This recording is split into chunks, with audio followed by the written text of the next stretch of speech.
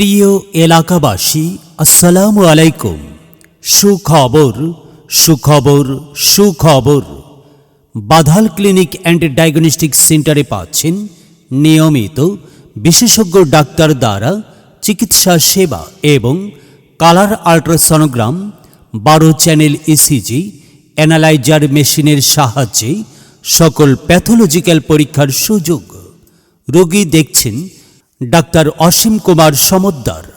Doctor Asim Kumar Samaddar তত্ত্বাবধায়ক, 250 শয্যা বিশিষ্ট জেলা হাসপাতাল বাগেরহাট। সার্জারি ও গাইনি বিষয়ে বিশেষ ট্রেনিং প্রাপ্ত।